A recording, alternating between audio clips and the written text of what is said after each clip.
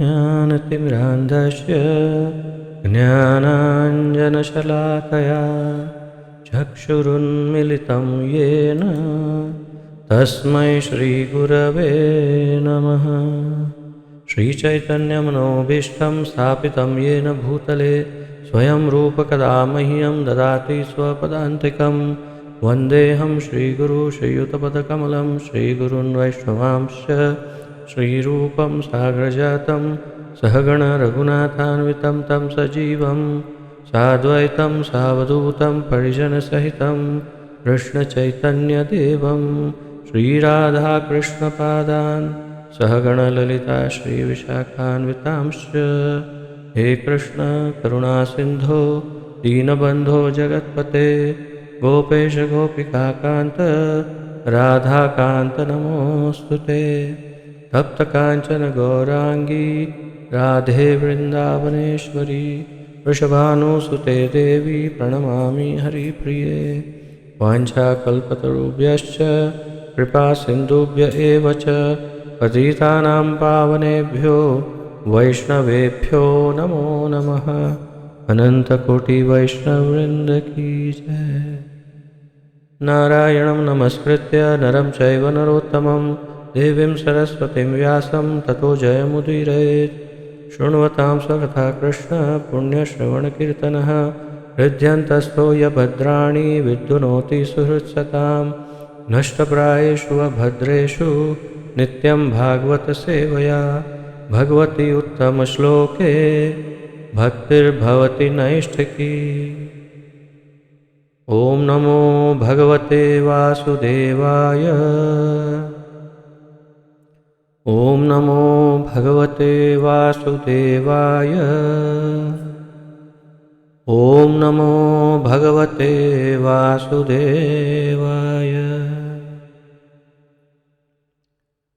नमः ॐ विष्णुपादाय कृष्णप्रेष्ठाय भूतले श्रीमते जयपताका स्वामिन् इति नामिने। नमो आचार्यपादाय निताय कृपाप्रदायने गौरकथाधामदाय नगरग्रामतारिणे। नमः ॐ विष्णुपादाय कृष्णप्रेष्ठाय भूतले श्रीमते भक्तिवेदान्तस्वामिन् इति नामिने। नमस्ते सारस्वते देवे गौरवाणी प्रचारिणे निर्विशेषशून्यवादी पाश्चात्यदेशतारिणे। जय श्री कृष्ण चैतन्य प्रभु नित्यानंद श्री अद्वैत गदाधर श्रीवासादि गौर भक्तवृंद। हरे कृष्ण कृष्ण कृष्ण हरे हरे हरे राम राम राम हरे हरे। हरे कृष्ण कृष्ण कृष्ण हरे हरे हरे राम राम राम हरे हरे। हरे कृष्ण कृष्ण कृष्ण हरे हरे हरे राम राम राम हरे हरे।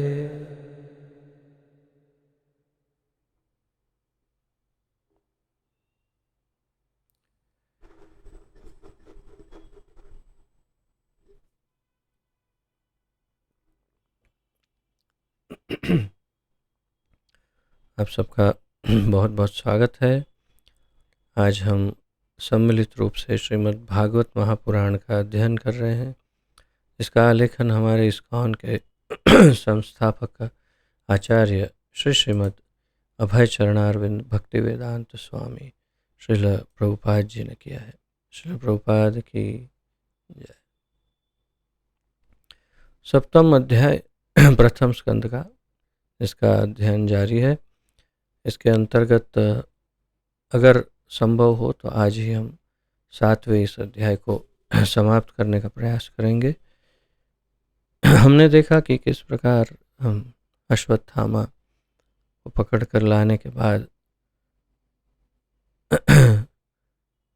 द्रौपदी ने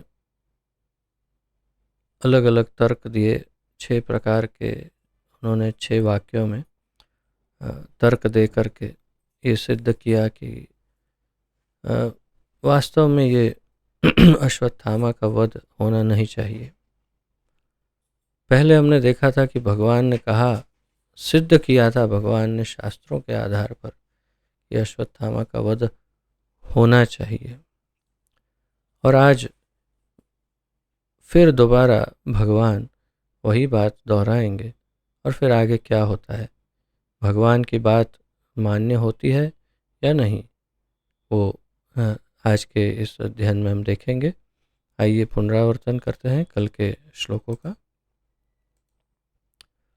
तो मैं वैसे तो हमने 44वें श्लोक से लिया था, आप सब पढ़ पा रहे हैं स्क्रीन पर, तो फिर भी मैं 43वें श्लोक से ले रहा हूँ क्योंकि वहीं से द्रौपदी ने बोलना प्रारंभ किया था। द्रौपदी कहती है, वह अश्वत्थामा का इस प्रकार रस्सियों से बांधा जाना सह न सकी, यानी द्रौपदी, और भगवत परायण स्त्री होने के कारण उसने कहा, इसे छोड़ दो क्योंकि यह ब्राह्मण है, हमारा गुरु है। यह द्रोणाचार्य की कृपा थी कि आपने धनुष बाण चलाने की विद्या तथा अस्त्रों को वश में करने की गुप्त कला सीखी। अपने पुत्र द्वारा प्रतिनिधित्व किए जाने के कारण वे अर्थात द्रोणाचार्य अब भी निश्चित रूप से विद्यमान हैं। उनकी पत्नी कृपी सती नहीं हुई क्योंकि वे पुत्रवती थी।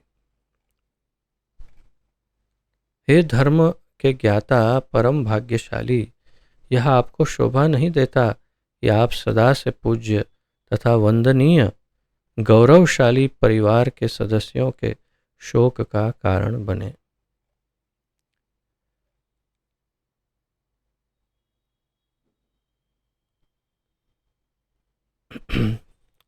हे स्वामी, द्रोणाचार्य की पत्नी को मेरे समान मत रुलाओ। मैं अपने पुत्रों की मृत्यु के लिए संतप्त हूँ। कहीं उसे भी मेरे समान निरंतर रोना ना पड़े। और फिर कहती है, यदि इंद्रिय तृप्ति में निरंकुश बनकर राजकुल ब्राह्मण कुल को अपमानित करे और कुपित करता है तो वह क्रोध की अग्नि समस्त राजकुल को जला देती है और सबों को दुख देती है। और फिर सूत गोस्वामी कहते हैं, हे ब्राह्मणों, राजा युधिष्ठिर ने रानी के वचनों का पूर्ण अनुमोदन किया क्योंकि वे धर्म के नियमों के अनुसार न्यायोचित, गौरवशाली, दया तथा समता से पूर्ण एवं निष्कपट थे। तो ये 6 गुण बताए कि जिसके कारण युधिष्ठिर ने ये स्थापित किया कि जो द्रौपदी कह रही है वो उचित है। परंतु देखिए, आश्चर्य की तो बात यह है, भीमसेन का तो हम समझ सकते हैं, किंतु साक्षात भगवान युधिष्ठिर से सहमत नहीं है। वे कहते हैं, जो मैंने कहा वही ठीक है, इसको मार देना चाहिए। तो अब क्या होगा, बहुत ही गंभीर परिस्थिति हो गई है। तो इसीलिए आज का ये श्लोक, इसका उच्चारण, और आज लगभग 58 श्लोक है, इसमें प्रयास करेंगे सारे श्लोकों को आज कवर कर लें तो ये चैप्टर समाप्त हो जाएगा, 7वां अध्याय। और आज से मैं श्लोकों का उच्चारण जो है केवल एक ही बार करूँगा। अगर कोई गलती हुई तो दोबारा बोलूँगा, अन्यथा एक बार, तो स्पीड बढ़ती जाएगी हमारी और हम आगे बढ़ते जाएंगे।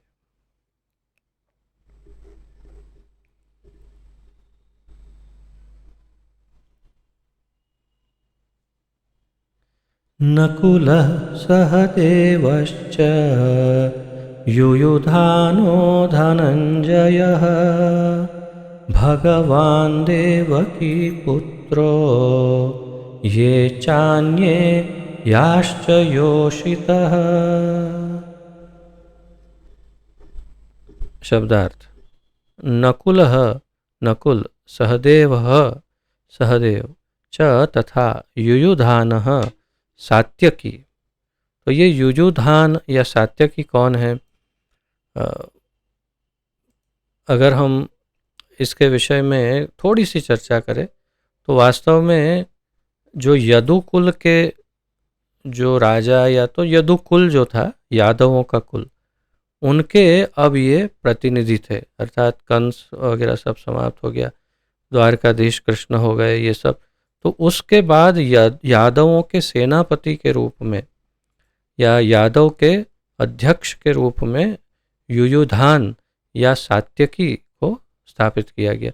और भी उनके एक दो नाम हैं, उनको और एक दो नामों से भी जाना जाता है सात्यकी को, लेकिन सात्यकी अधिक प्रचलित नाम है, युयुधान थोड़ा कम प्रचलित नाम है। और इसकी विशेषता क्या थी? इनकी दो विशेषताएं बताई है जो आचार्य बताते हैं, जो टीकाओं में। उनके अनुसार वास्तव में ये सात्यकी जो है ये ऐसे महारथी थे, इतने जबरदस्त निपुण थे युद्ध कला में कि उन्होंने कर्ण को हरा दिया था युद्ध में पहले, अर्थात इसकी बात नहीं है ये महाभारत, पहले उन्होंने कर्ण को हरा दिया था, कर्ण उनसे हार गया था। तो आप सोच सकते हैं कि किस प्रकार के योद्धा होंगे। और दूसरी सबसे विशेष बात यह है कि जब ये महाभारत युद्ध समाप्त हुआ तो लगभग ये 5 पांडव, दुर्योधन, ऐसे ये अश्वत्थामा, कृपाचार्य और सात्यकी, इतने ही लोग जीवित थे, बाकी सब मारे गए। तो सात्यकी भी, युयुधान भी एक ऐसे विशेष व्यक्ति थे जो जीवित रहे। तो ये कुछ विशेष व्यक्तित्व है और वे वहाँ पर हाजिर थे इस घटना के समय, क्योंकि जीवित रहे थे, तो इसीलिए उनका नाम है। तो नकुल, सहदेव तथा युयुधान, सात्यकी, धनंजय, अर्जुन, अर्जुन के 8 या 9 ऐसा कुछ नाम है, ऐसे नाम उनके हैं। और धनंजय जो धन को जीतने वाला है, धन पर जो विजय प्राप्त करता है, उसे धनंजय, धन और जय, तो धनंजय क्या कहा जाता है। और उसका विशेष कारण ये था कि ऐसा माना जाता है कि जब राजा युधिष्ठिर को यज्ञ करना था, तो ये राजसूय यज्ञ, तो उस समय बहुत सारा धन उसकी आवश्यकता थी। और उन्होंने सबको आदेश दिया कि सब चारों ओर चले जाओ और जहाँ से मिले धन, डोनेशंस, दान, डोनेशन लेकर आओ, नहीं तो हम मंदिर कैसे चलाएंगे।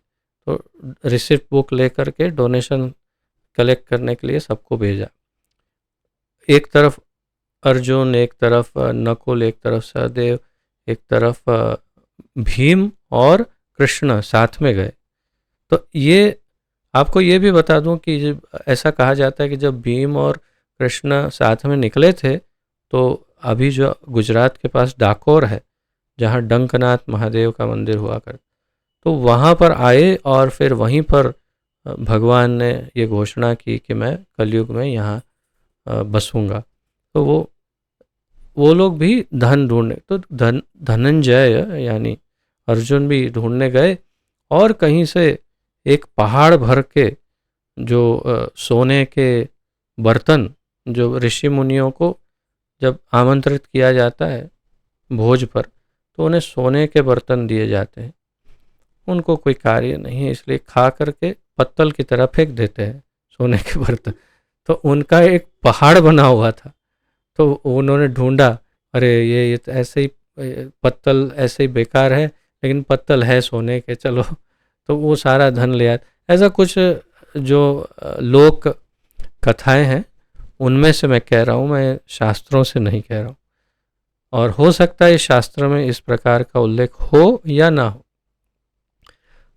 तो इस प्रकार उनका नाम धनंजय हुआ, क्योंकि वे धन को लेकर आए इत्यादि। तो धनंजय यानी अर्जुन, भगवान। अच्छा, एक और बात बता दूं अतिरिक्त, कि जो रावण ने, ये तो धनंजय तो हुए 5,500 वर्ष पूर्व, परंतु 15-17 लाख वर्ष पूर्व या उससे भी अधिक या 15 लाख समझो एवरेज। जब श्री रामचंद्र हुए, जब रावण था, तो रावण ने महादेव की स्तुति में जो शिव तांडव स्तोत्र की रचना की है, उसमें उसने धनंजय शब्द का प्रयोग किया है। तो धनंजय ये टाइटल उसने सबसे पहली बार शिव जी को अर्पण किया, और फिर अर्जुन का नाम दूसरी बार धनंजय हुआ। तो ये एक एक्स्ट्रा नॉलेज है। जो भी है, आगे बढ़ते हैं, क्योंकि इसलिए मुझे इतना ज्ञान है क्योंकि मेरा कर्मी नाम धनंजय है, और आप लोग शायद जानते ही हैं, तो इसीलिए थोड़ा सा जनरल नॉलेज। लेकिन मैं कई बार ऐसे बहुत सारे लोगों को देखता हूँ कि जिन्हें अपने स्वयं के नाम का ही अर्थ पता नहीं होता है। अब इससे बड़ा, क्षमा करिएगा, किंतु इससे बड़ा दुर्भाग्य क्या हो सकता है कि आप अपने नाम का अर्थ नहीं समझते, जानते नहीं।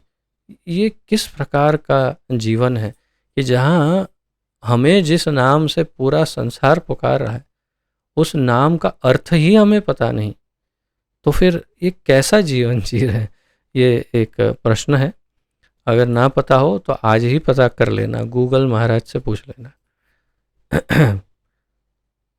भगवान अर्थात कृष्ण देव की पुत्र, तो देव की पुत्र भगवान श्री कृष्ण, ये जो च तथा अन्य अन्य याह वे च तथा योषितः स्त्रियां, यानी जो वहाँ पर उपस्थित और स्त्रियां भी थी, तो इतने पुरुष तो थे जितनों का नाम लिया, इसके अतिरिक्त वहाँ पर स्त्रियां भी थी। और ये कौन सी स्त्रियां थी? यूँ समझिए कि सब विधवा ही होंगी, जो अन्यों की पत्नियां, और जो भी कुल की स्त्रियां जो रह गई, वो सब स्त्रियां भी खड़ी थी। एक नाम इसमें नहीं लिया है भीमसेन का।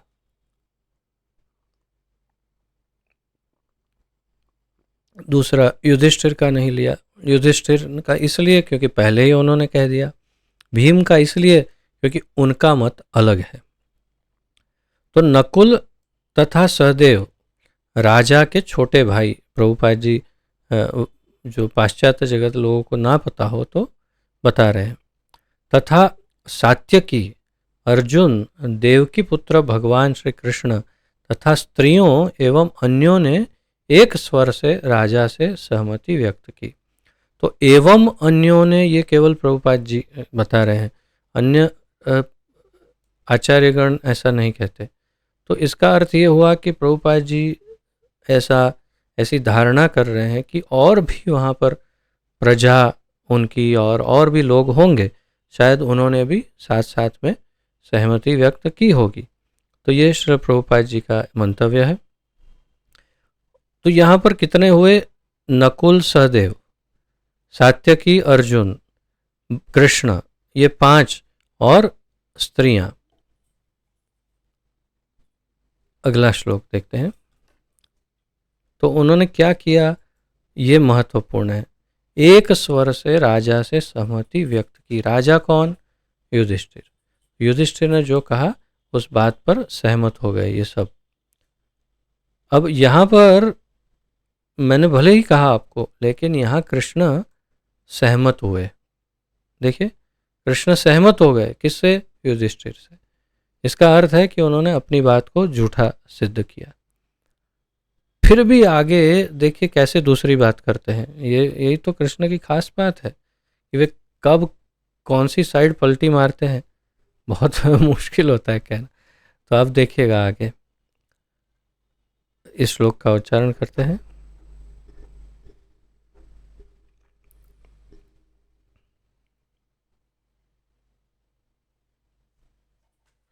तत्राहामर्षितो भीम तस्य श्रेयान्वधः स्मृतः न भर्तुर्नात्म नश्चार्थे योहन् सुप्तान् शिशून् वृथा।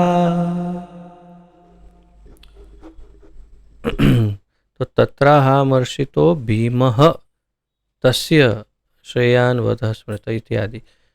शब्दार्थ तत्र तत्पश्चात आह कहा अमर्षितः, अमर्षितः अर्थात क्रुद्ध स्वर में, गुस्से में बोले, क्रोध वाले स्वर से बोले, भीमः भीम ने, तस्य उसका, श्रेयान परम कल्याण, तो बात तो कल्याण की ही कर रहे हैं, वो भी किसका, अश्वत्थामा का। तो तस्य श्रेयान उसका परम कल्याण, वधः वध, स्मृतः अंकित, न नहीं, भर्तुः स्वामी का, न तो, आत्मनः अपने आप को, आपका, च तथा अर्थे के लिए, यह जो, अहन मारा, सुप्तान सोते हुए, शिशुन बालकों को, वृथा व्यर्थ ही। अब देखिएगा, ध्यान पूर्वक सुनिए भीमसेन क्या कह रहे हैं। लेकिन भीम जो क्रुद्ध मनोदशा में थे उनसे सहमत नहीं हुए और उन्होंने उस दोषी के वध किए जाने की संस्तुति की जिसने व्यर्थ ही सोते हुए बालकों की हत्या कर दी थी, जिसमें न तो उसका अपना न ही उसके स्वामी का हित था। तो मुख्य बात क्या है, उसने भीमसेन जी ने क्यों उससे वध करने का मत प्रस्तुत किया, तो तस्य श्रेयान, उसका हित उसी में है जो कृष्ण ने कहा। सेम बात, वही बात भीम कर रहे हैं। उन्होंने यही कहा कि इसका हित उसमें है कि इसका वध हो जाए, क्योंकि इसका अगर वध नहीं हुआ तो इसमें इसी का बहुत नुकसान है। आगे जाकर के बहुत सालों तक उसे, बहुत सालों नहीं, बहुत युगों तक हो सकता है इसे नरक भोग करना पड़े और तकलीफ होगी इसको। अब इसकी मुक्ति करनी है तो मार दो, तो ये मुक्त हो जाएगा, और राजा के द्वारा मारा जाएगा तो तुरंत स्वर्ग भी प्राप्त कर लेगा। तो भीम का ये मत था, ये नहीं कि नहीं नहीं नहीं इसने ऐसा किया, मेरे बच्चों को मार दिया, मार दो। अर्थात वे क्रोध में द्वेष, क्रोध, ये बदले की भावना से नहीं बोले, क्रोध में थे किंतु बोले न्याय की बात। यही मैं आपसे कहना चाह रहा हूँ कि जिसने व्यर्थ ही सोते हुए बालकों की हत्या कर दी थी, जिससे क्या हुआ, जिसमें न तो उसका अपना न ही उसके स्वामी का हित था, अर्थात न दुर्योधन का हित था और न इसका अपना हित था, तो भी उसने ऐसा कार्य किया, तो इसका वध होना चाहिए। बात तो सही कही है, भगवान ने भी तो सिद्ध किया था, लेकिन भगवान ने पार्टी बदल दी। भगवान ने यहाँ पे इन सबके साथ साथ 4 थे तो सोचा मैं भी 5वां ज्वाइन हो जाता हूँ, तो उन्होंने भी हाँ युधिष्ठिर सही कह रहे हैं, फिर आगे फिर पार्टी बदल देते हैं, पढ़ते हैं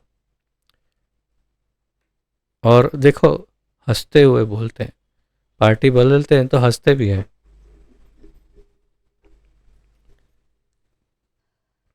निशम्य भीमकदितं द्रौपद्याश्च चतुर्भुजः आलोक्य वदनं सख्युः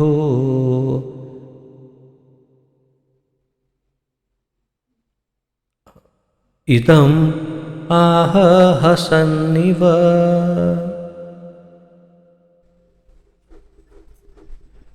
शब्दार्थ निशम्य, सुनते ही, निशम्य तो सुना जब भीम ने बोला, भगवान ने, भीम, भीम द्वारा, गदितम कहा गया, द्रौपद्याः, द्रौपदी का, च तथा, चतुः भुजः, 4 भुजाओं वाले भगवान ने, आलोक्य देखकर, वदनम मुख, सख्युः अपने मित्र का, इदम यह, आह कहा, हसन हंसते हुए, इव मानो। अब इसका तात्पर्य है, वैसे तो प्रभुपाद जी ने अच्छा लंबा तात्पर्य दिया है। खैर यहाँ पढ़ते हैं, भीम द्रौपदी तथा अन्यों के वचन सुनकर चतुर्भुज भगवान ने अपने प्रिय सखा अर्जुन के मुंह की ओर देखा और मानो मुस्कुरा रहे हों बोलना प्रारंभ किया। अब यहाँ दो आश्चर्य है। सबसे पहला, सबसे बड़ा आश्चर्य यह है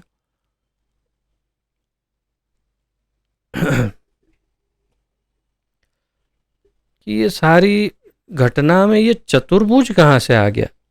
मतलब ये वहाँ तो आप सब जानते हैं कि कृष्ण लीला में दो ही हाथ वाले कृष्ण है, तो ये अचानक चतुर्भुज कैसे हो गए, ये कुछ फिट नहीं हो रहा है सीन। तो सभी आचार्य सोच रहे हैं कि अरे क्या है ये, क्या कैसे चतुर्भुज क्यों कहा। तो हो सकता है क्योंकि कृष्ण तो भगवान ही है, तो हो सकता है चतुर्भुज कहा हो कि चतुर्भुज भगवान। लेकिन सबसे पहले टीकाकार भागवत के श्रील श्रीधर स्वामी ने इस बात को स्पष्ट किया कि क्यों चतुर्भुज। उन्होंने कहा दोनों पार्टियां ऑपोजिट हो गई। एक तरफ भीम अकेला और उनके पास ऐसी शक्ति कि जो आप जानते ही हो, और उन्होंने पकड़ लिया अश्वत्थामा। हाँ नहीं इसका वध होना चाहिए। तो अब उसकी केवल पकड़ मात्र से ही अश्वत्थामा तो आप जानते हो ढीले पड़ गए होंगे। और यहाँ पर द्रौपदी एकदम नहीं मारना, रुको, और भीम का हाथ पकड़ लिया और भीम ने अश्वत्थामा को पकड़ लिया और द्रौपदी ने भीम को, और ये खिंचातानी शुरू हो गई। भगवान ने दो हाथ का उपयोग किया, रुको नहीं हुआ, दूसरे दो उत्पन्न किए, 1 मिनट रुको। तो दो हाथ से भीम को पकड़ा, दो हाथ से द्रौपदी को हटाया और दोनों पार्टियों को अलग किया। ऐसा मत श्रील श्रीधर स्वामी का है कि इसीलिए चतुर्भुज उनको होना पड़ा और दोनों पार्टी को अलग करना पड़ेगा। रुको बात मेरी सुनो, बाद में ये अभी ऐसे झगड़ा मत करो, मैं बताता हूँ क्या करना है। तो इसीलिए चतुर्भुज। और फिर सारे आचार्यों ने उनकी बात को दोहराया। तो श्रील जीव गोस्वामी, श्रील विश्वनाथ चक्रवर्ती, श्रील वल्लभाचार्य, सभी ने उन्हीं उसी बात को दोहराया कि इसीलिए चतुर्भुज कि भीम को अलग करना था, इनको अलग करना, तो 4 हाथ चाहिए, इसीलिए 4 हाथ से सबको अलग किया। तो देखिए कितना ये सब बहुत रोमांचक और आश्चर्यजनक घटनाएं सब है। तो चतुर्भुज भगवान ने अपने प्रिय सखा अर्जुन के मुंह की ओर देखा और मानो मुस्कुरा रहे हो और बोलना प्रारंभ।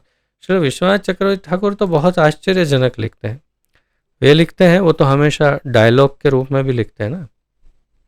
तो लिखते हैं, 2 हाथ से ऐसे भीम को पकड़ा, अरे रुको, उधर बाकी 2 हाथ से इधर द्रौपदी को पकड़ के रखा था, और ये 4 हाथ तो इधर थे, और इस तरफ मुंह करके अर्जुन के सामने देखा और हंसने लगे और फिर बोलने लगे। तो अर्थात सभी कार्य हो रहे थे, पकड़ के भी रखा था, अर्जुन के सामने देखे और अच्छा हंसे नहीं। ये भी ध्यान रखिए, विश्वनाथ चक्रवर्ती ठाकुर लिखते हैं, ही डिड नॉट लाफ, हंसे नहीं, मुस्कुराए। तो इसमें बहुत अंतर होता है, क्योंकि हंसते तो मजाक हो जाता, तो इसलिए मुस्कुराए और मुस्कुरा करके बोले। और मुस्कुरा रहे हो, मानो मुस्कुरा रहे हो। ऐसा क्यों? हसन इव, इसलिए कि हंस रहे हो ऐसा समझो, मतलब स्माइल कर रहे हैं, हंस नहीं रहे थे। हंसने जैसा लगता है तो मतलब विश्वनाथ चक्रवर्ती ठाकुर कहते हैं स्माइल दिया उन्होंने, केवल मुस्कुराए, मंद मुस्कुराए। तो ये सब बातें आप ध्यान में रखिएगा, इसमें काफ़ी महत्वपूर्ण बातें हैं। तात्पर्य श्रील प्रभुपाद जी द्वारा, भगवान श्री कृष्ण के 2 भुजाएं थी, किंतु उन्हें चतुर्भुज क्यों कहा गया है, इसकी व्याख्या श्रीधर स्वामी ने की है। अश्वत्थामा के वध के संबंध में भीम तथा द्रौपदी दोनों के मत भिन्न भिन्न थे। भीम उसे तुरंत मार देना चाहता था, लेकिन द्रौपदी उसे बचाना चाहती थी। हम इस बात की कल्पना कर सकते हैं कि भीम मारने के लिए तैयार है, किंतु द्रौपदी उसे रोक रही है। तो प्रभुपाद जी भी इसी बात को कल्पना कर रहे हैं कि कैसे भीम भीम का हाथ पड़ गया तो हो गया, तो आधा तो उधर ही मर गया होगा अश्वत्थामा, भीम ने पकड़ा तो उसको फिर पकड़ने के लिए भगवान को दूसरे दो हाथ प्रकट करने पड़े, इतने शक्तिशाली थे भीम। अतएव इन दोनों को रोकने के लिए भगवान ने दो और भुजाएं निकाल ली। अब कल्पना कीजिए कि एकदम से दो हाथ और निकल आए अचानक। तो कैसा एकदम एनिमेशन फिल्म जैसा लगता है ना, कि कोई व्यक्ति है और उसको अचानक से दो हाथ बाहर निकल आए दूसरे एक्स्ट्रा। मूलतः आदि भगवान श्री कृष्ण दो भुजाएं प्रदर्शित करते हैं, लेकिन उनके नारायण रूप में वे चार भुजाएं प्रदर्शित करते हैं। वे अपने नारायण रूप में अपने भक्तों के साथ वैकुंठ लोक में रहते हैं जबकि अपने मूल श्री कृष्ण रूप में वे कृष्ण लोक में निवास करते हैं, जो आध्यात्मिक आकाश में वैकुंठ लोक से बहुत ऊपर है। अतः यदि श्री कृष्ण को चतुर्भुज कहा गया है तो इसमें कोई विरोधाभास नहीं है।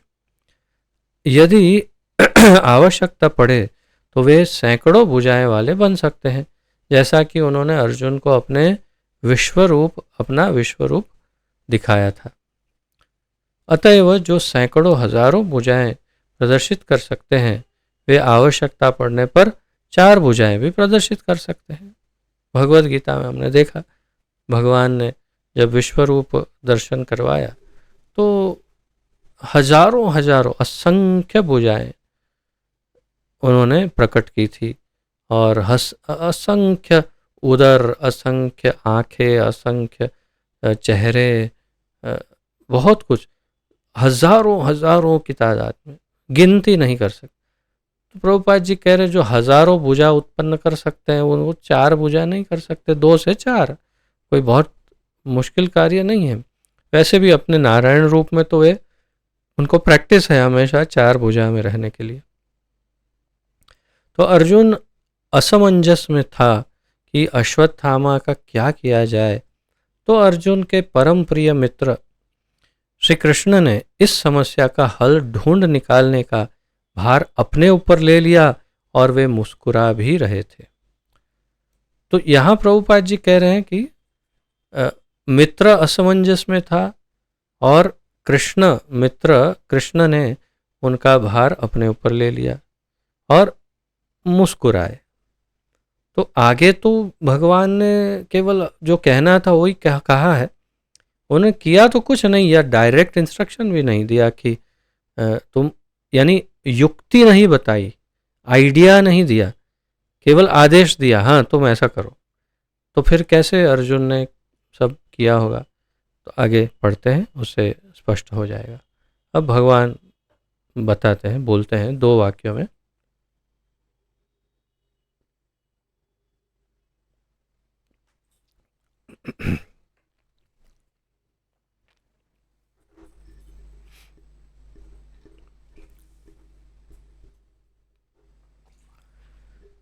श्रीभगवानुवाच ब्रह्मबन्धुर्न हन्तव्य आततायी वधार्हणः मयैवो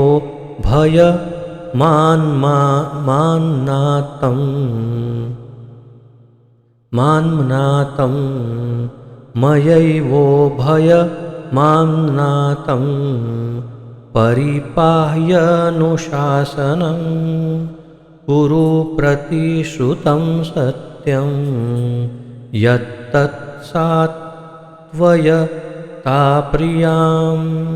प्रियं च भीमसेनस्य पाञ्चाल्या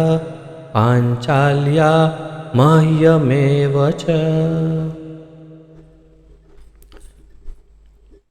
श्री भगवान उवाच, श्री भगवान ने कहा, ब्रह्म बंधु ब्राह्मण का संबंधी, नहीं हंतव्य वध करने योग्य।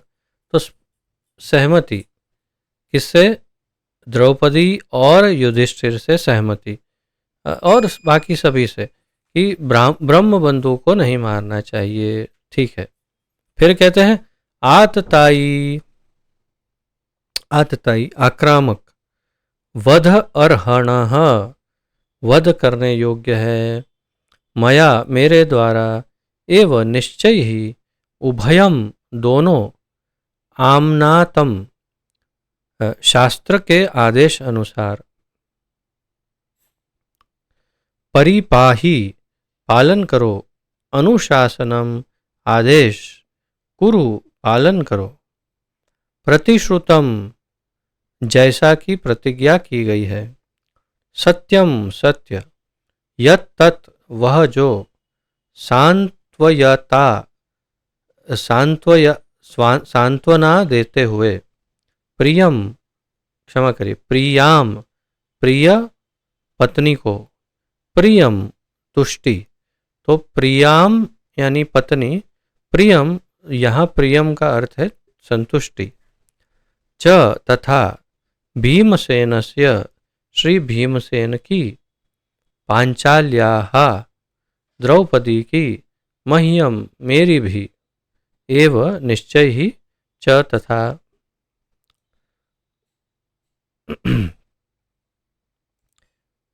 तो अब भगवान क्या कह रहे हैं वो बड़ा महत्वपूर्ण है। उन्होंने दोनों बातों का अनुमोदन किया और ऐसा असमंजस में डाल दिया अर्जुन को कि अब अर्जुन करे तो क्या करे। तो भगवान कहते हैं, भगवान श्री कृष्ण ने कहा किसी ब्रह्मबंधु का वध नहीं करना चाहिए, किंतु यदि वह आतताई हो तो उसे अवश्य मारना चाहिए। दोनों बाजू ढोलक बजाया, ढिम ढूम ढिम ढूम, ऐसे डबल ढोलकी बोलते हैं, लेकिन वास्तव में ये ढोलक दोनों साइड से बजाना ही पड़ेगा। ये ढोलक ही ऐसा है, क्योंकि ढोलक है, दोनों साइड है, उसका मुंह तो बजाना तो पड़ेगा ही दोनों तरफ, क्योंकि यही सनातन सत्य है।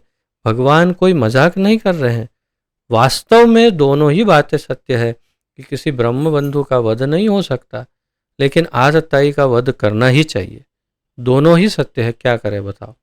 तो भगवान अब यही अर्जुन को परीक्षा एक प्रकार से और इशारा एक दूसरी प्रकार से इशारा कर रहे हैं कि क्या करना है। तो किसी ब्रह्मबंधु का वध नहीं करना चाहिए, किंतु यदि वह आतताई हो तो उसे अवश्य मारना चाहिए। ये सारे आदेश शास्त्रों में हैं और तुम्हें इन्हीं के अनुसार कार्य करना चाहिए। तो दोनों आदेश शास्त्रों में हैं, अभी तुम्हें दोनों कार्य करने हैं। उसको नहीं भी मारना, मार भी देना है। तुम्हें अपनी पत्नी को दिए गए वचन भी पूरे करने हैं और तुम्हें भीमसेन तथा मेरी तुष्टि के लिए भी कार्य करना है। तो देखो यहाँ स्पष्ट हो गया, भगवान ने भले ही पिछले श्लोक में कह दिया कि हाँ हाँ, सब ने हाँ कही, उन्होंने भी हाँ भर दी कि हाँ हाँ हाँ युधिष्ठिर सही करे, लेकिन यहाँ क्या कह रहे हैं कि मेरी और भीमसेन दोनों की तुष्टि भी तुम्हें करनी है। अर्थात कि भीमसेन ने और मैंने दोनों ने एक ही बात कही, इसको मार देना चाहिए, और वो भी सत्य है। तो हमारी भी संतुष्टि करनी है और अपने पत्नी को दिया वचन भी पूरा करना है, और शास्त्र जो कहते हैं ब्रह्मबंधु को नहीं मारना, तो मारना नहीं भी है। अब क्या करो, कुछ भी नहीं, इशारा कर दिया और आगे जो करना है अर्जुन को। तात्पर्य, अर्जुन असमंजस में था क्योंकि विभिन्न शास्त्रों में से विभिन्न व्यक्तियों द्वारा दिए गए प्रमाणों के अनुसार अश्वत्थामा का वध होना था और उसे जीवन दान भी मिलना था। ब्रह्मबंधु या ब्राह्मण के निकम्मे पुत्र के रूप में अश्वत्थामा वध्य नहीं था, किंतु साथ ही वह आतताई भी था। मनु द्वारा निर्दिष्ट मत के अनुसार, यानी मनु संहिता के अनुसार, आतताई यद्यपि वह ब्राह्मण ही क्यों न हो, ब्राह्मण के अयोग्य पुत्र का क्या कहना वध्य होता है। तो मनु संहिता के अनुसार यदि स्वयं ब्राह्मण भी हो, ब्राह्मण का पुत्र क्यों, साक्षात सबसे उच्च कोटि का ब्राह्मण भी क्यों ना हो, अगर वो आतताई हो जाए तो उसका वध किया जा सकता है, करना चाहिए। ऐसा निर्देश मनु संहिता में। द्रोणाचार्य निस्संदेह असली ब्राह्मण थे, लेकिन वे युद्ध भूमि में डटे थे, इसलिए मारे गए। तो ये जो उस दिन सनातन प्रभु प्रश्नोत्तरी में पूछ रहे थे, उस प्रश्न का एक प्रकार से उत्तर भी है ये। वे शायद ऐसा भी पूछना चाह रहे थे कि द्रोणाचार्य भी तो ब्राह्मण थे, तो उनको क्यों मार दिया युद्ध में। तो उसका ये उत्तर है कि द्रोणाचार्य युद्ध भूमि में थे। जो युद्ध भूमि में होता है और शस्त्रों को उठाता है, युद्ध करता है, वो मारा जाता है या मार सकता है दूसरे को, क्योंकि वो उस वक्त क्षत्रिय की भूमिका निभा रहा है और उस वक्त वो ब्राह्मण नहीं माना जाता, वो योद्धा माना जाता है और योद्धा को मारा जा सकता है। तो इसीलिए उनको मार दिया, क्योंकि वे योद्धा थे। भले ही वे गुरु भी थे और सर्वश्रेष्ठ ब्राह्मण भी थे, तो भी उन्हें मार दिया क्योंकि युद्ध भूमि पर थे। पर अश्वत्थामा आतताई होकर भी बिना किसी अस्त्र के खड़ा था। तो पहला तो प्रॉब्लम ये था, एक तो युद्ध भूमि नहीं थी, दूसरा कि उसने मार दिया और फिर अब अस्त्रों के बिना खड़ा है, क्योंकि अस्त्र वस्त्र तो सब, उसको तो बांध दिया पशु की तरह। तो अब इसे मारा जा सकता है कि नहीं, क्योंकि अस्त्र नहीं है, उसके शस्त्र नहीं है, रथ में भी नहीं है। नियम इस तरह है कि यदि आतताई अस्त्र रहित या रथ विहीन हो तो उसका वध नहीं किया जाना चाहिए। तो अब ये तो बड़ा प्रॉब्लम है, असमंजस है कि ऐसे व्यक्ति को क्या करें, मारे कि नहीं।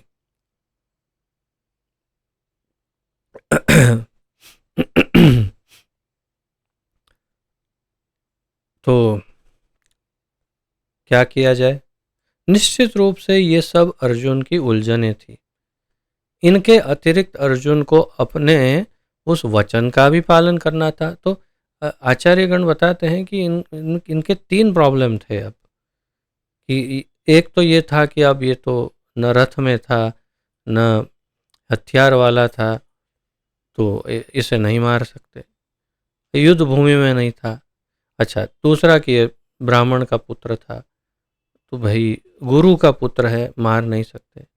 और तीसरा प्रॉब्लम ये है, अब जैसे कहा कि भाई वचन दिया है पत्नी को, मैं उसका सर लेके आऊँगा तो उस पर खड़ी रह के नहाना स्नान करना।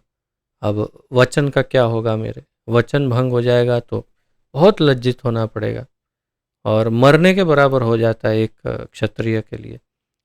तो इनके अतिरिक्त अर्जुन को अपने उस वचन का पालन करना था जिसे उसने द्रौपदी को सांत्वना देते हुए दिया था, और उसे भीम तथा कृष्ण को भी संतुष्ट करना था। अब फोर्थ डायमेंशन 3D, ये 4D चौथा डायमेंशन क्या है कि भीम और कृष्ण भी तो सामने खड़े हैं, बोल रहे हैं मारो मारो मारो, चलो चलो जल्दी, हमारी इच्छा, ज्येष्ठ बोल रहे हैं और तुम्हारे गुरु बोल रहे हैं, कृष्ण तुम्हारे परम मित्र बोल रहे हैं, करो, पूरा करना पड़ेगा वचन, साक्षात भगवान कह रहे हैं। तो अब क्या करें। तो जिन्होंने अश्वत्थामा के वध की सलाह दी थी, यह दुविधा थी अर्जुन के समक्ष और इसका समाधान निकाला कृष्ण ने। फिर एक बार प्रभुपाद जी कह रहे हैं कि कृष्ण ने समाधान निकाला, जबकि कहीं भी कोई वर्णन नहीं है कि कृष्ण उसे आइडिया देते हैं कि ऐसा करो, बल्कि अर्जुन अपनी स्वयं की बुद्धि का प्रयोग करके, अपने ज्ञान, अपने दक्षता को दिखलाते हुए बहुत ही अच्छे ज्ञान का प्रदर्शन करते हैं स्वयं। लेकिन प्रभुपाद जी कह रहे हैं तो ये सिद्ध हो रहा है कि भगवान ने शायद उसे इशारा करके या तो किसी तरह से न कहते हुए कुछ दूसरा कहते कहते समझा दिया होगा कि अब तुझे कुछ ऐसा करना है कि उसे मारना भी है और नहीं भी मारना। जैसे एक और घटना अर्जुन के ही जीवन में, कथा बड़ी लंबी है किंतु कुछ ऐसा था कि उन्हें अस्त्र, अपने शस्त्र जो है वो लेने घर में अंदर प्रवेश करना था। उस समय द्रौपदी और युधिष्ठिर ये दोनों साथ में थे। तो ये नियम है, ये शिष्टाचार है, ये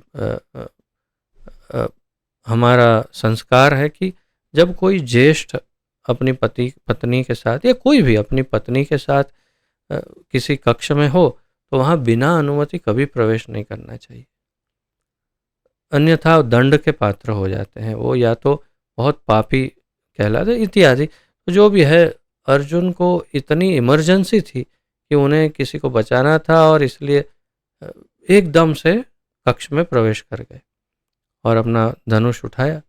और युधिष्ठिर ने कहा, ये क्या कर दिया अर्जुन तुमने, बिना अनुमति तुम एक राजा और एक ज्येष्ठ भ्राता और वो भी अपनी पत्नी के साथ बैठे हैं। भले ही अर्जुन की भी पत्नी है वो, लेकिन उस समय नहीं, तो इसलिए अपने ज्येष्ठ भाई की पत्नी के साथ वो बैठे हैं और उसमें बिना अनुमति घुस गया। तो अब क्या, तो जब कृष्ण को बुलाया, सब चर्चा हुई, तो मृत्युदंड दिया जाए निश्चित हुआ।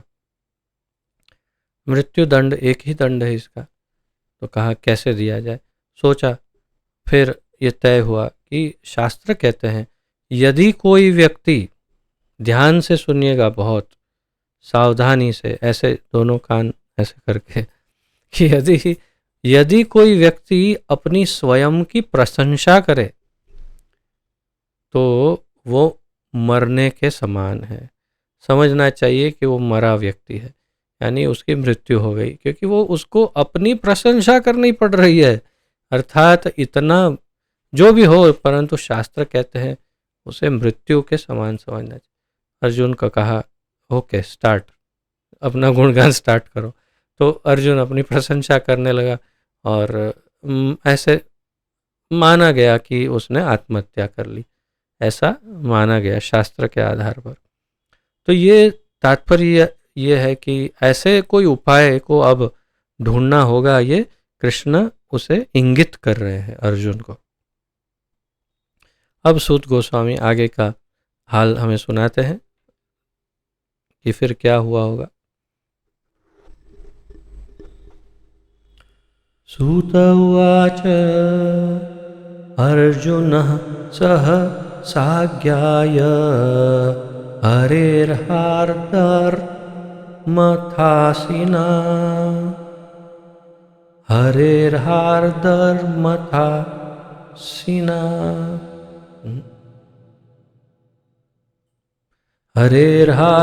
हरेर्हार्दमथासिना अर्जुनः सह साज्ञाय हरेर्हार्दमथासिना मणिं जहार मूर्धन्यं द्विजस्य सह मूर्धजम्। शब्दार्थ। सूत उवाच, सूत गोस्वामी ने कहा, अर्जुन ने सहसा ठीक उसी समय आज्ञाय जानते हुए हरे है भगवान के हार्दम अभिष्ट अथ इस प्रकार असीना तलवार से मणि को जहार विलक कर दिया मूर्धन्यम सिर पर द्विजस्य द्विज के सह सहित मूर्धजम बालों के। मूर्धन्यम और मूर्धजम ये दो शब्दों पर ध्यान दे। और यहाँ उसे द्विज कहा गया, ब्राह्मण। और क्या किया, मूर्धन्यम यानी जो बालों को, जहाँ पर बाल होते हैं वो जगह यानी सर, और मूर्धजम यानी बाल, यानी बालों सहित। और क्या किया, मणिम जहार यानी मणि को निकाल लिया। तो अश्वत्थामा के सर में जन्म के साथ ही उसे एक मणि प्राप्त हुई थी। वो मणि उसका शरीर का एक भाग था, उस मणि को सर से अलग कर दिया। श्रील प्रभुपाद जी का अनुवाद। उसी समय अर्जुन भगवान की अनेकाधिक आज्ञा का प्रयोजन समझ गया और इस तरह उसने अपनी तलवार से अश्वत्थामा के सिर से केश तथा मणि दोनों पृथक कर दिए। तो दोनों चीज़ हैं कि उसने क्या किया, केश अर्थात बाल और मणि दोनों को निकाल दिया। बाल निकाल, अच्छा कुछ दो आचार्य ऐसा कहते हैं कि थोड़े से बाल निकाले, थोड़े से, और बाकी एक दो आचार्य कहते हैं पूरे के पूरा मुंडन ही कर दिया। तो जो भी हो, बाल निकाले और मणि निकाल ली। तो ये दो कार्य उसने तलवार से अर्जुन ने तुरंत कर दिया। ऐसा क्यों किया, उसे तो कहा था कि मारो और मत मारो। तो देखिए तात्पर्य, विभिन्न व्यक्तियों के परस्पर विरोधी आदेशों का पालन करना असंभव होता है। अतएव अर्जुन ने अपनी तीक्ष्ण बुद्धि से मध्यम मार्ग खोज निकाला और उसने अश्वत्थामा के सिर से मणि पृथक कर दी। यह उसका सिर काटने जैसा ही था, फिर भी व्यावहारिक रूप से उसकी जान बची रही। तो ये मणि उसका सम्मान, उसका घमंड, उसकी पर्सनालिटी, उसका व्यक्तित्व, वो सब मणि से था। और उस मणि को यदि निकाल दिया तो उसके व्यक्तित्व का खंडन हो गया। तो मानो कि पूरा विश्व, अगर कोई कहे कि हाँ अश्वत्थामा, तो वह कौन है, कहाँ है अश्वत्थामा, मैं कैसे पहचानूंगा? बोले बहुत सरल है पहचानना, उसके सर पर मणि है ना। हाँ अच्छा, तो अब क्या कहेंगे, अश्वत्थामा कौन? अरे जिसके सर से मणि छीन ली गई। अरे वो वो आतताई, यानी कि उसकी अब इतनी निंदा होगी, भर्त्सना होगी, या उसका व्यक्तित्व ही खंडित हो गया तो मृत्यु के बराबर है। तो आचार्य गणों का यही मत है कि शास्त्र भी यही कहते हैं कि उसका मणि छीन लेने से उसकी मृत्यु ही माननी चाहिए। यहाँ पर अश्वत्थामा को द्विज कहा गया है। निस्संदेह वह द्विज था, लेकिन वह अपने पद से गिर चुका था, इसलिए उचित ही दंड मिला।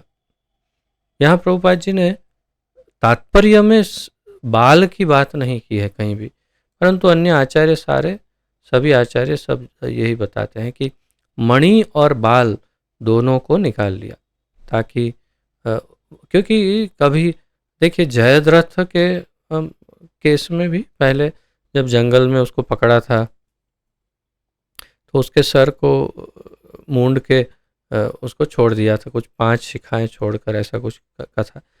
कहने का तात्पर्य किसी योद्धा को या किसी क्षत्रिय को, राजा को पकड़कर उसका सर मूंड दिया जाए तो समझना चाहिए कि उसका वध कर दिया, यानी उसको मार दिया बराबर समझ करके उसका सम्मान समाप्त हो जाता है, खंडित हो जाता है सम्मान। तो दोनों किया, डबल किया, मणि भी निकाली और बाल भी काट दिए, तो उसका सब सम्मान चला गया। अब और बस 2-3 श्लोक है, समाप्त हो जाएंगे जल्दी।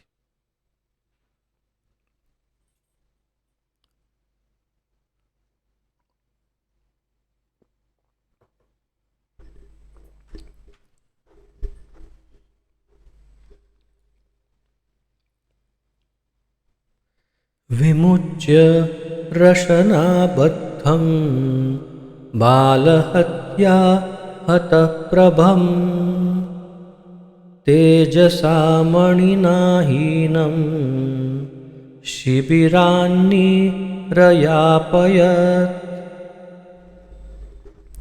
शब्दार्थ, विमुच्य उसे छोड़ देने पर, रशनाबद्धम रस्सियों के बंधन से, बाल हत्या बालकों के वध से, हतप्रभम शारीरिक कांति का क्षय, तेजसा शक्ति से, मणिना मणि से, हीनम रहित, शिबिरात शिविर से, निरयापयत निकाल भगाया।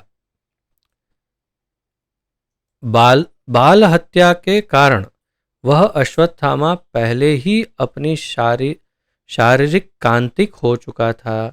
तो ये एक महत्वपूर्ण पॉइंट है कि जैसे ही उसने बाल हत्या की तो उसके शरीर में जो तेज था ब्राह्मणत्व का, या जो भी जैसे भी जिस प्रकार का भी जो तेज था शरीर का, वो अपने आप समाप्त हो गया, क्योंकि उसने बहुत भयानक अपराध किया।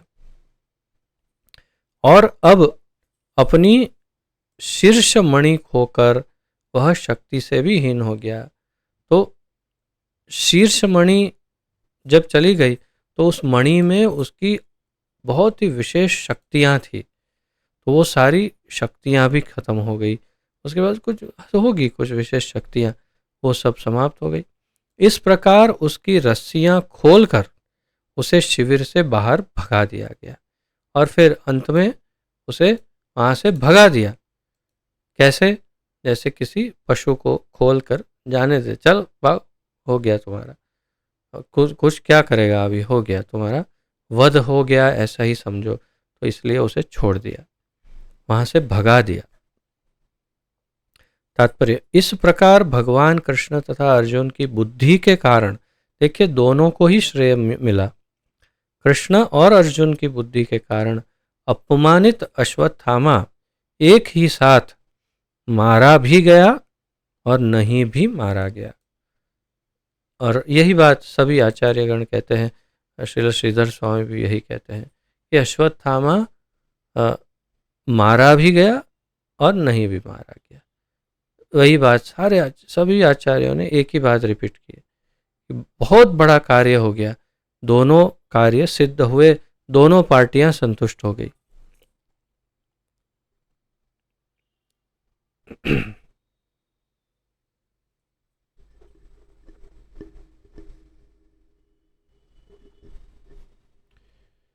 वपनं द्रविणादानं स्थानानिर्यापणं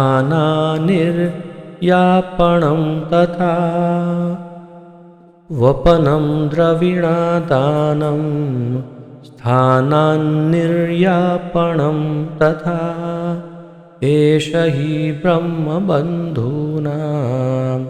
वधो नान्योऽस्ति दैहिकः।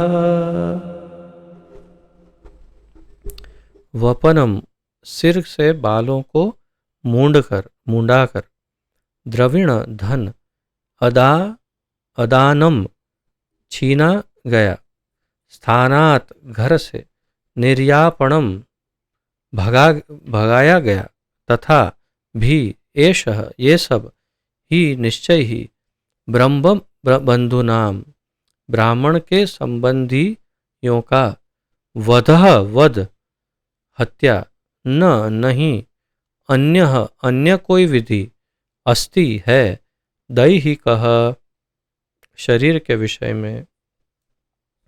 तो फाइनल स्टेटमेंट दे रहे हैं सूत गोस्वामी कि एक ब्राह्मण के लिए इससे और भयानक दूसरा दंड का प्रावधान शास्त्रों में है ही नहीं, यही दंड है ब्राह्मण के लिए। तो उसके सिर के बाल मुंडना, उसे संपदाहीन करना, तो उसका धन भी छीन लिया। और यहाँ आगे वास्तव में श्लोक में कहा गया कि उसे घर से ही भगा दिया, तो ऐसा लग रहा है कि उसकी माता ने भी उसे त्याग दिया। तो घर से भी भगा दिया, शिविर से उसको भगा दिया, उसके श्रीहीन हो गया, कोई धन नहीं कुछ नहीं, और सर के बाल मूंड दिए तथा उसे घर से भगा देना, ये सब तीनों बात लिखी है। ये है ब्रह्म बंधु के लिए निश्चित दंड। तो ये ब्रह्म बंधु के लिए यही दंड है। शारीरिक वध करने का कोई विधान नहीं है। एक ब्राह्मण का कभी भी शारीरिक रूप से वध नहीं होना चाहिए, ये ऐसा कोई विधान शास्त्रों में नहीं है, ये बहुत स्पष्ट बात है। तो ये सब सिद्ध हुआ। और अब अंतिम श्लोक, पांडव अब अपने मृत पुत्रों का सब क्रियाक्रम आदि करते हैं और फिर अ, सब बड़े अपना जो दुख है उसे अ, एक दूसरे से बांटते हैं। क्या करते हैं, क्योंकि ये तो बहुत ही अत्यंत करुण वास्तव में घटना है, बहुत ही दुख की बात है। एक ही साथ सारे के सारे बच्चे एक ही समय में सब मारे गए। कितने दुख की बात है, पूरे युद्ध में कोई नहीं मरा, अंत में युद्ध के बाद सारे बच्चे मारे गए। ये कितना कष्टदायक होगा पांडवों के लिए।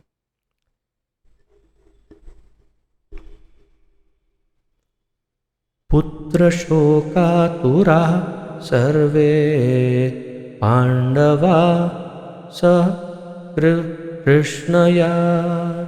पुत्र शोकातुराः सर्वे पांडवाः सह कृष्णया। स्वानां स्वानां मृतानां यत्कृत्यं चक्रुर्निर्हरणादिकम्।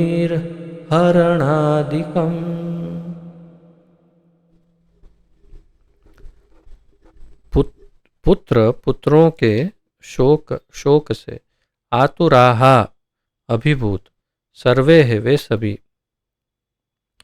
पांडवाहा पांडु के पुत्र, सह सहित, कृष्णया द्रौपदी, स्वानाम परिजनों के, मृतानाम मृत, यत जो, कृत्यम करणीय, चक्रुहु संपन्न किया, निर्हरण आदिकम जो कुछ किया जा सकता था।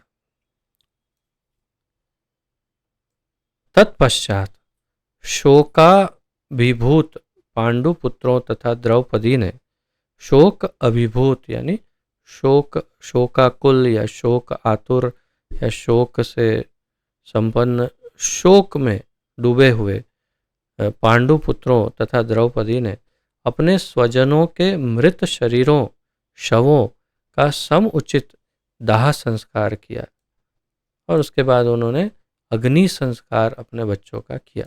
अब यहाँ एक बात और भी है कि जब तक अश्वत्थामा का न्याय नहीं हुआ तब तक उन्होंने अपने पुत्रों का अग्नि संस्कार भी नहीं किया।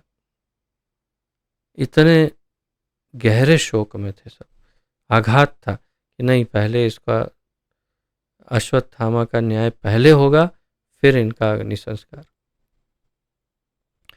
तो इस प्रकार श्रीमद् भागवत के प्रथम स्कंद के अंतर्गत द्रोण पुत्र को दंड नामक 7वें अध्याय के भक्ति वेदांत तात्पर्य पूर्ण हुए।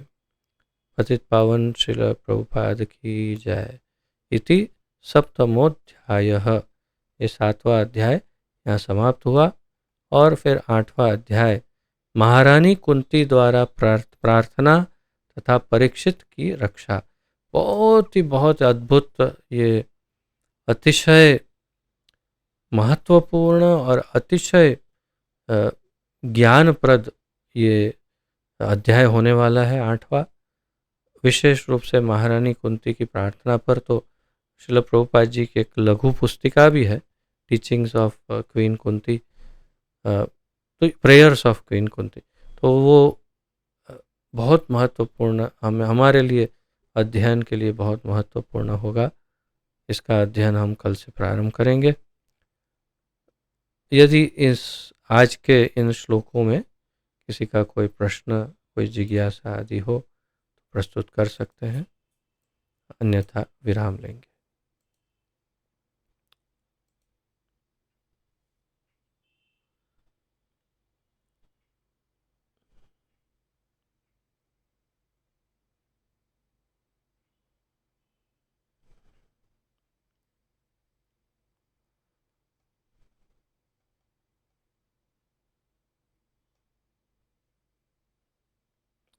तो आप सबको समझ में आया कि किस प्रकार भगवान परीक्षा लेते हैं, किस प्रकार सही गलत का ज्ञान देते हैं और किस प्रकार अपने भक्तों की सहायता करते हैं और किस प्रकार उनको बदला लेने में सहायता करते हैं, लेकिन ऐसे बदला दिलवाते हैं कि उनका पतन न हो जाए या उन्हें कोई पाप न लगे। तो ये सब भगवान अपने भक्तों के लिए सतत उनके साथ रहते हैं।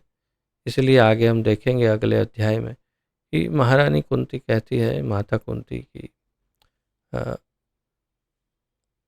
हमें बस ये आपने हर हर क्षण हमारी हर विपत्ति में साथ दिया है, तो हमें विपत्ति दीजिए तो ही आप हमारे साथ रहेंगे, नहीं तो आप हमारे साथ कैसे रहेंगे।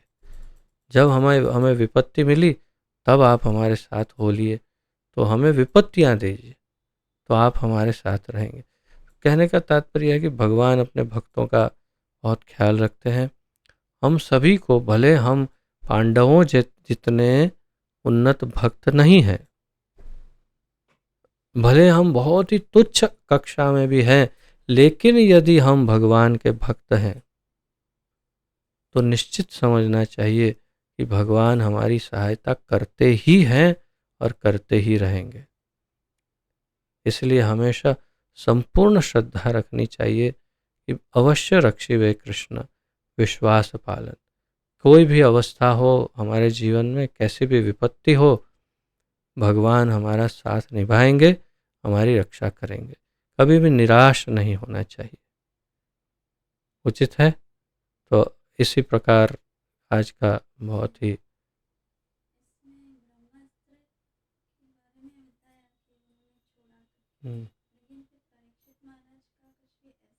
वो अब होने वाला है।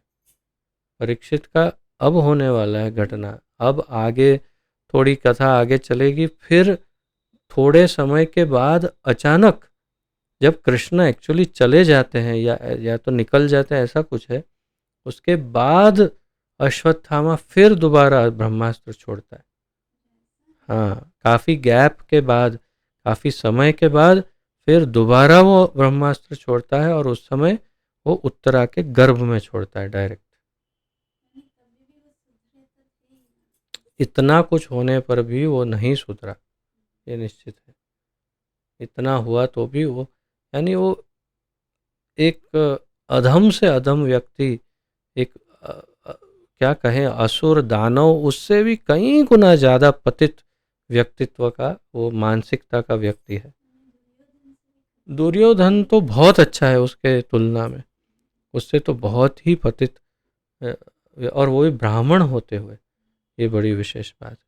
वो सब कथा आगे आएगी, काफ़ी आगे। फिर बाद में वो फिर से दोबारा उत्तरा के गर्भ में अपना अस्त्र ब्रह्मास्त्र छोड़ेगा, या हो सकता है अगले चैप्टर में शुरुआत में ही हो जाएगा ये सब, लेकिन गैप है बीच में।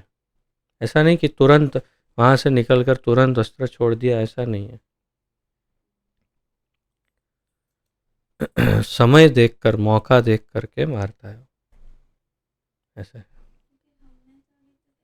नहीं नहीं, वो तो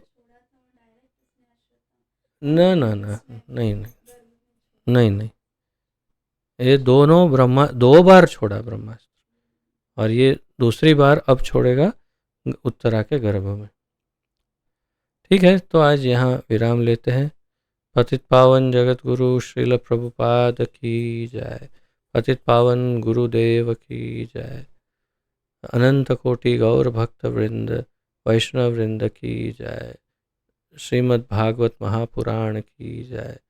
निताय गौर प्रेमानंदे हरि हरि बोल। वांछा कल्पतरुभ्यश्च कृपा सिंधुभ्य एव च पतितानां पावनेभ्यो वैष्णवेभ्यो नमो नमः। आप सबको दंडवत प्रणाम। आप सबका बहुत बहुत धन्यवाद। हरे कृष्ण।